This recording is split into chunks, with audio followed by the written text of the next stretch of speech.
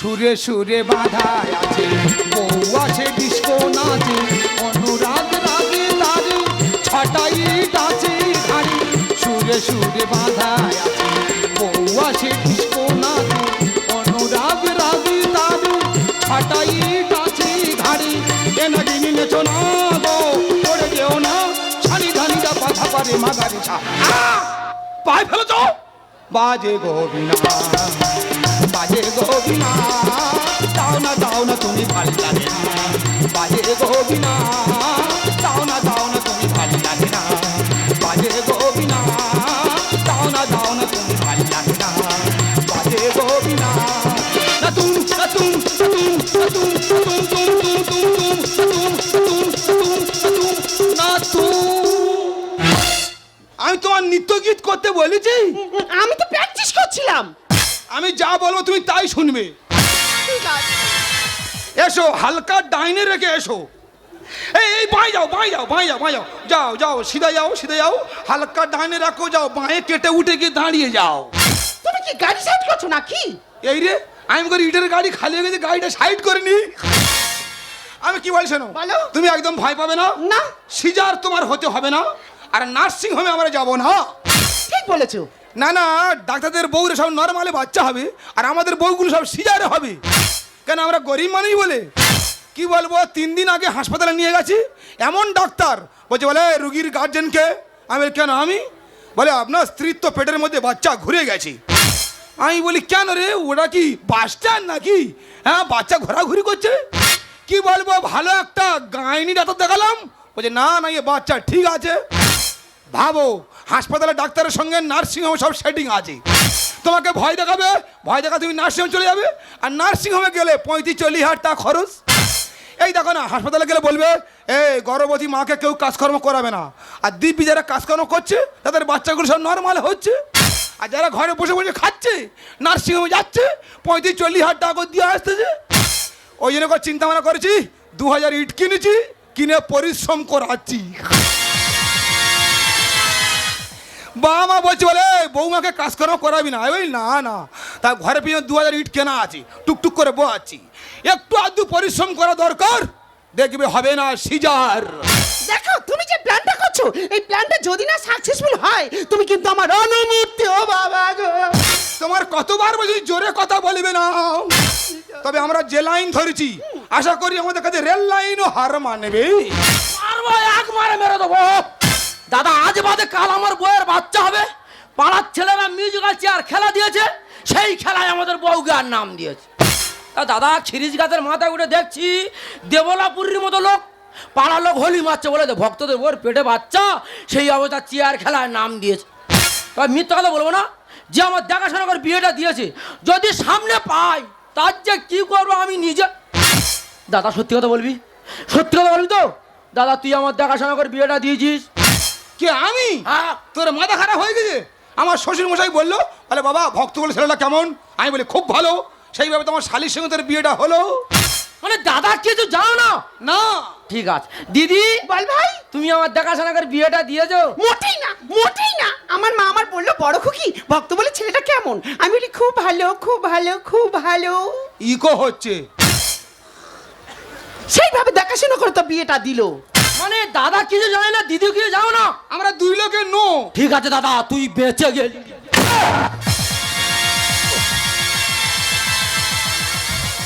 তুই আদালা ইডেছি মারি বলে? হ্যাঁ রে, মেরে মাথা ফাটিয়ে দিতাম। মানে যদি আমরা বলতাম যে হ্যাঁ আমরা 2 লোকের দেখাশোনা করে বিয়েটা দিচ্ছি, এই আদালা ইটের বাড়ি মাথায় পড়তো? হ্যাঁ দাদা, মাথায় 16টা সেলাই হতো। ঘটনাটা কি হয়েছে খুলে বল। দাদা, ঘটনাটা খুলে বলিস। পরিষ্কার করে ছাড়িয়ে বলো। দাদা, তুমি জানো তোমার শালির আজ বাদে কাল বাচ্চা হবে? পাড়ার ছেলেরা মিউজিক্যাল চেয়ার খেলা দিয়েছে, সেই খেলায় তোমার শালিগার নাম দিয়েছে। তা দাদা, খিরিজ গাছের মাথা উঠে দেখছি একটা মানুষ ঘুরছে না কিরকির মাছ ঘুরছে রে। মানে তোমার খুব বাজে লেগেছে? বিচ্ছিরি লেগেছে, মান সম্মান চলে গেছে পুরো শেষ। ঠিক আছে, কতটা বাজে লেগেছে, কতটা মান সম্মান চলে গেছে, হ্যাঁ। এখন তার আমি পরীক্ষা করব। দাদা, আমি কি করবো? ঝপ করে চলে যাও, 2খানা চেয়ার নিয়ে চলে এসো। ঠিক আছে, যাবো, চেয়ার নিয়ে চলে আসবো। আমার শালি নামে অপবাদ, তার আমি ছোট থেকে দেখছি ওর কতটা বাজে লেগেছে, কতটা মান সম্মান চলে গেছে, এখন তার পরীক্ষা হয়ে যাবে। চেয়ার কি করবি কর।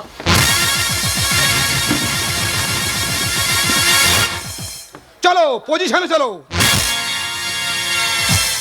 আয় আয় আয়, দেখিনি বস বস বস। আমি বলছি শোনা, বলো। তোমার ভগ্নিপতির কাছে মান সম্মান, তুমি একটু চেয়ার খেলা করে দেখিয়ে দাও তার উপযুক্ত প্রমাণ। তুমি তো আমার স্বামী, স্বামী মানে তো ভগবান। বউ তো নয় যেন বেঈমান। কি বলে? তোমার বলিনি। আমি বলছি মাইকে গান বাজবে, তুমি একটু চেয়ার খেলা করে দেখাবে। হ্যাঁ ঠিক আছে, ঠিক তোমার আছে। ভগ্নিপতি নয় খুব মান সম্মান চলে যাবে, আমি দেখবো। ঠিক আছে, ঠিক আছে। রেডি? হ্যাঁ আমি রেডি। 1 2। তুমি কি বক্সিং করবে নাকি? না না, হাত পা ছাড়িয়ে নিচ্ছি তো। ও আচ্ছা আচ্ছা, 3 স্টার্ট। হলো ললিতে আর যাব না বেগুন তুলিতে, ললিতে আর যাব না বেগুন তুলিতে। হাতে নাতে পড়লাম ধরা, হাতে নাতে পড়লাম ধরা, শরম লাগে বলিতে আর যাব না বেগুন তুলিতে। হাততালি। বল কিরকম বাজে লেগে যাওয়া তুই বল। এ ভাই এ খুব বিচ্ছিরি লেগেছে। পুরো শেষ হয়ে গেছি আমি। ওই শালির আমি জানতো কাটবো। দিদি এ কি খেলা তোমার? হ্যাঁ সকাল না হতে হতে হ্যাঁ। তোর বাড়ি আমি পৌঁছাচ্ছি। দাদা শিওর যাবি তো? শিওর যাবো, যদি না যাই হ্যাঁ। তুই আমার নামে বানর পুষবি, তোর মাথায় উকুন দেখবো। আমি ঠিক বুঝতে পারছি, মানে আমি মাথা নাড়বো আর আমার মাথা চড় মারবে। ইয়েস, ওই কথা রইলো দাদা, আসছি দাদা। যাও বেরিয়ে যাও। দেখো ওরা যাবার করে করুক গে, হ্যাঁ। আমরা দুজনে কিন্তু ঠিক থাকবো। ঠিক বলেছো। তাহলে আমাদের কাজ কি? ইটগুলো বইতে হবে। 2000 ইট এখান থেকে বয়ে ওখানে নিয়ে যাবো, ওখান থেকে বয়ে সেখানে নিয়ে যাবো।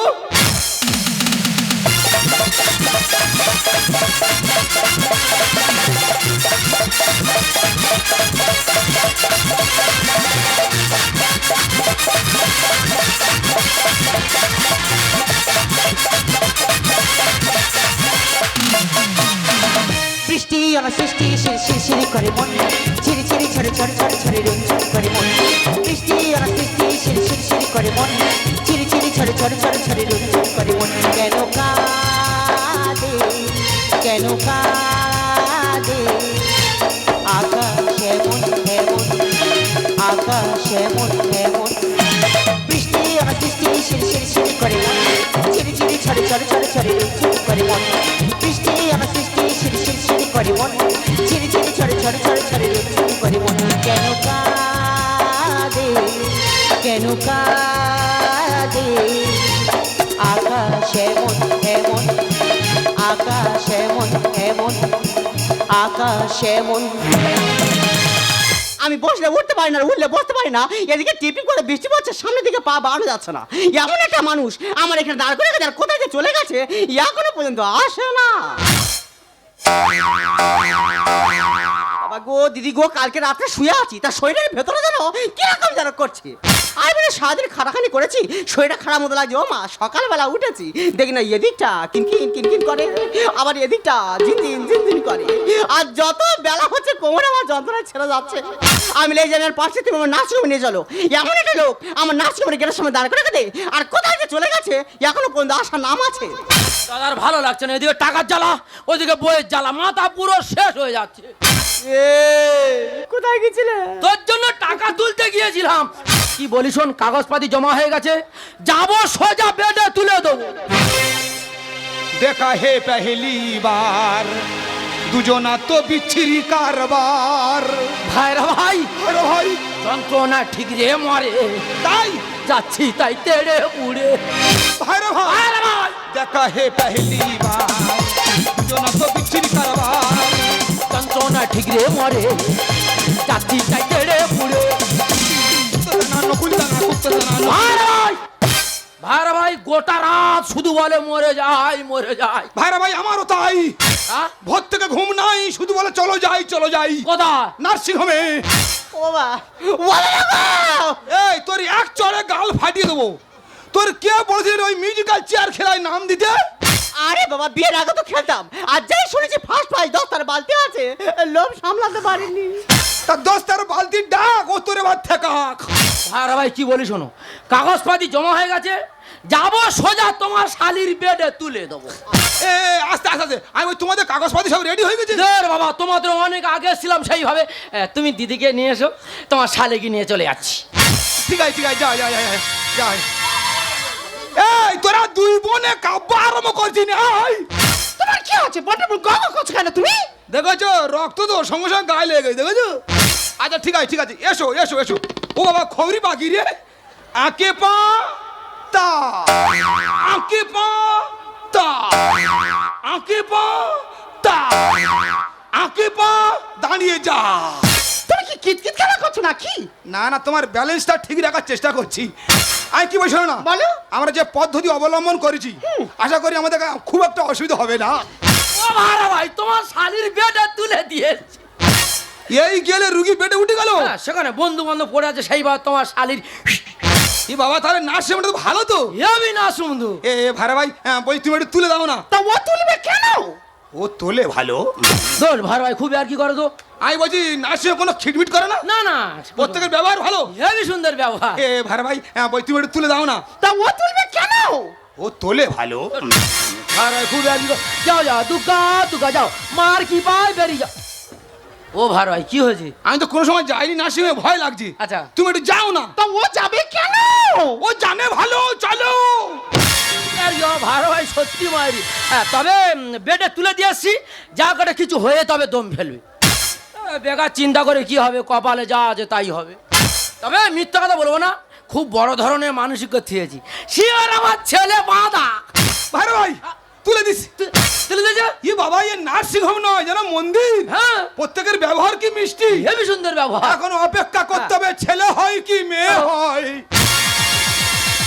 ও ভাড়া ভাই সকালে চা খেয়েছো? চা খাওয়ার জো আছে, তোমার বাড়ি যাবো আর যা হলো না, ভোর থেকে লড়াই আরম্ভ হয়ে গেল।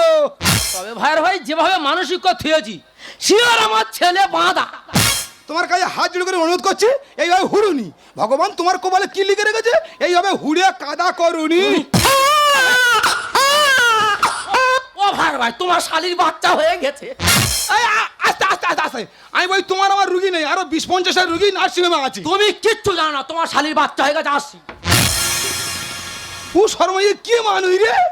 হ্যাঁ কার বাচ্চা কেঁদে উঠেছে বলে তোমার শালির বাচ্চা হয়ে গেছে। এ তো মাথা খারাপ লোক।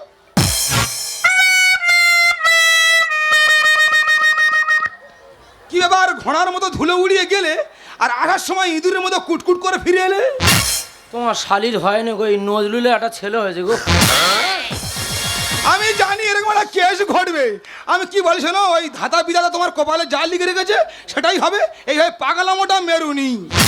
আচ্ছা 5 নম্বর বেডে গার্জেন কে আছে? ও ম্যাডাম আমার। আপনি? হ্যাঁ। আপনি কি ধরনের মানুষ? কেন ম্যাডাম? আপনি পোলিও কার্ডের জায়গায় জব কার্ড এনেছেন। কি হয়েছে? পোলিও কার্ডের জায়গায় জব কার্ড। এই তোরা দুই লোকে কি নার্সিং হোমে মাটি কাটতে যাইছিস? এই থামুন।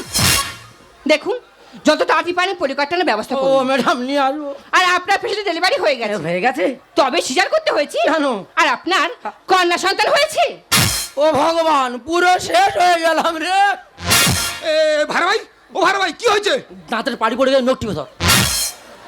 আমার বাবার জীবনে শুনিনি যাদের বাড়ি পড়ে সে কোনোদিন বলেন নকটিও ধর। হাই ওই সিজার হয়েছে বলে মেয়ে হয়েছে, নরমালে হলে সিও ছেলে হতো গো। ও সর্বনাশ, এই সব যুক্তি বুদ্ধি বাইরে বলিনি, লোক তোর পাগলা বলে ঢিল মারবে। এই দাদা আপনি তো 7 নম্বর বেডে গার্জেন না? হ্যাঁ, হ্যাঁ। আপনার দুটো সুখবর আছে। ও মা গো। আপনার প্রথম সুখবরটা হলো আপনার স্ত্রী ডেলিভারি হয়ে গেছে। আচ্ছা তবে চিন্তার কোনো কারণে নরমালি হয়েছে। আমি জানি তো। আর দ্বিতীয় সুখবরটা হলো আপনার ছেলে হয়েছে। তুমি তো ঠাইগরে পরদেশি, ছেলে হয়েছে আমি খুশি। তুমি তো ঠাইগরে পরদেশি, ছেলে হয়েছে আমি খুশি। এক শ্রেণী মানুষ কেঁদে মরে, আর এক শ্রেণী মানুষ নেচে মরে। তা কে নার্স একেবারে। আরে কি বলছো কি? তোমার কে পাঠিয়েছে? কেউ ডাক্তারবাবু পাঠিয়েছি। কোন পথ থেকে এসো? কেন ভাজি কি? ডান দিতে চলে যাও। তা উনি ডান দিকে যাবে কেন? ডান দিকে সব বাথরুম তো। এই যে দাদা এত জোরে সুখবর দিলাম, মিষ্টি কিন্তু দিতেই হবে। অবশ্যই মিশিয়ে দেবো। বলছি নার্সিং হোমে কজন স্টাফ আছে? কেন 20 থেকে 25 জন? 20 থেকে 25 জন। এমন ভাবে নার্সিং হোমে মিষ্টি ছড়াবো যেভাবে কাদায় হেঁটে যায় ওইভাবে মিষ্টির উপরে হেঁটে হেঁটে চলে যাবে। তবে ওই কথা রইলো, মিষ্টি কিন্তু দিতেই হবে। ওই ডাক্তারে মারবো। সারা শরীর চলে যাচ্ছে ভাড়া ভাই। তুমি জানো আমার সারা ডাক্তারে মারবো বলেছি, মারবো।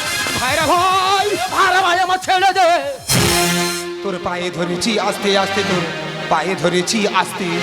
ওরে ডাক্তার মারলে হিতে বিপরীত হয়ে যাবে। যা হয় হবে, ডাক্তার মেরে তবে দম ফেলবো। তোর পায়ে ধরেছি আস্তে আস্তে, তোর পায়ে ধরেছি আস্তে, তোর পায়ে ধরেছি আস্তে আস্তে, তোর পায়ে ধরেছি আস্তে। এ সাপের মতো করে ফোঁস ফোঁস, এ সাপের মতো করে ফোঁস ফোঁস, কেন করিস মিছে আপস। ডাক্তার মেরে চল কাটবো, আজ ফুকুর চড়াবো, বাদ বাদ। তোর পায়ে ধরেছি আস্তে আস্তে, তোর পায়ে ধরেছি আস্তে, তোর পায়ে ধরেছি আস্তে আস্তে, তোর পায়ে ধরেছি আস্তে। কেন হলো সিজারে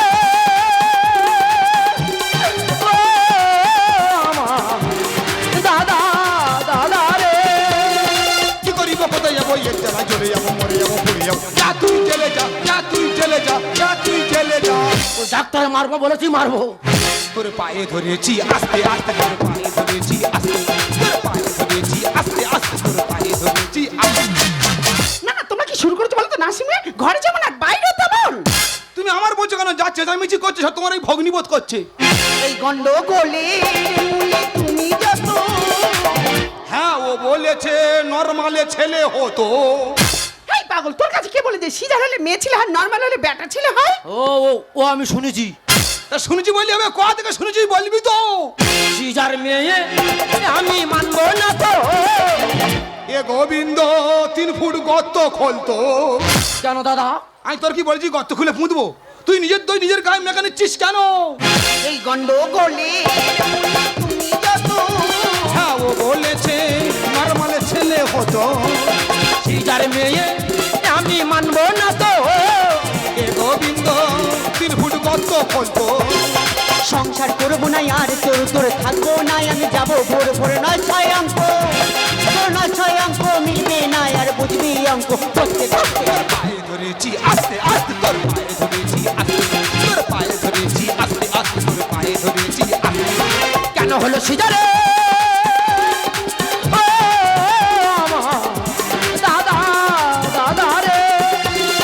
কি করিব, কোথায় যাবো, এর জ্বালা জ্বলে যাবো, মরে যাবো, পড়ে যাবো। যা তুই জেলে যা, যা তুই জেলে যা, যা তুই জেলে যা।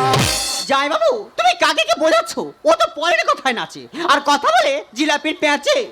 আমার শালি পূর্ণিমা ঠিক কথা বলেছে। কেন সবাই বলল আমার ছেলে হবে?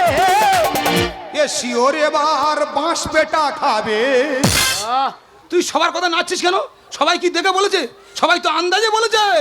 কেন সবাই বলল আমার ছেলে হবে? এ শিওর এবার বাঁশ পেটা খাবে।